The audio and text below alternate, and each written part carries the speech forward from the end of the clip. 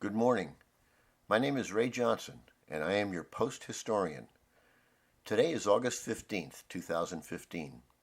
On this date 2 years ago, the Legion Hall at 321 South Santa Fe Avenue was demolished to make way for the Paseo Santa Fe project. My presentation today is a look back at the building that was our home for more than 65 years. But before we begin, there is a backstory that needs to be told to put everything in perspective. In 1929, a group of World War I veterans gathered at the Vista Irrigation District building in downtown Vista and were presented with the charter for American Legion Post 365. Baldwin W. Foote was elected the first commander.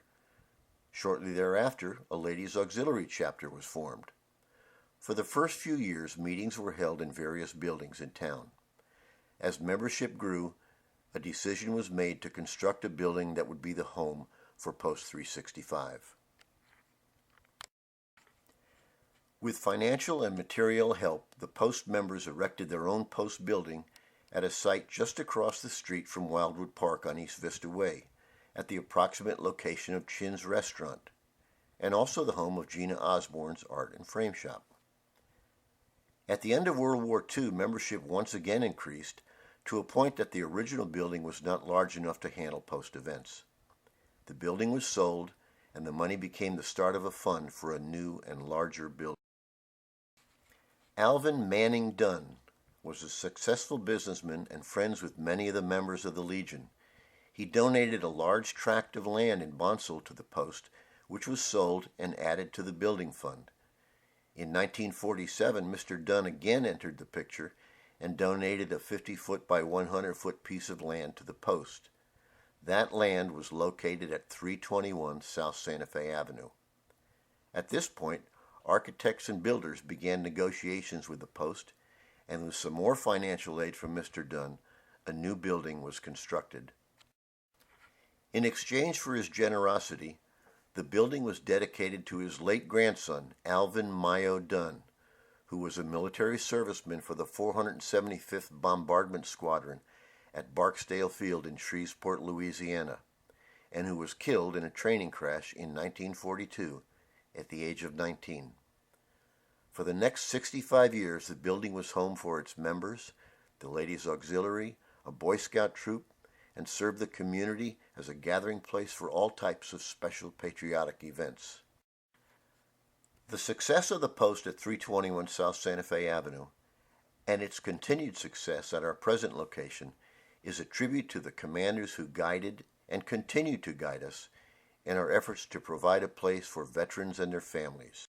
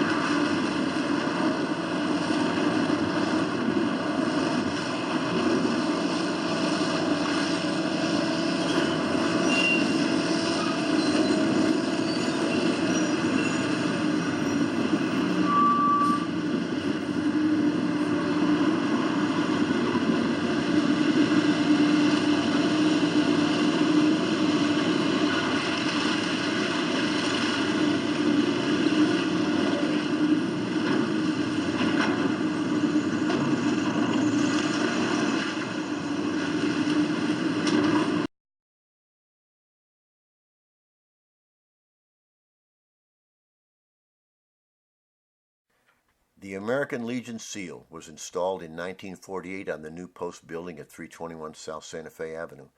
65 years later, Rich Scott climbed up a ladder and hacked it out of the stucco with a chisel and hammer.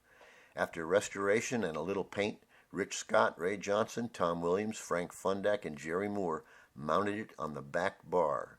History.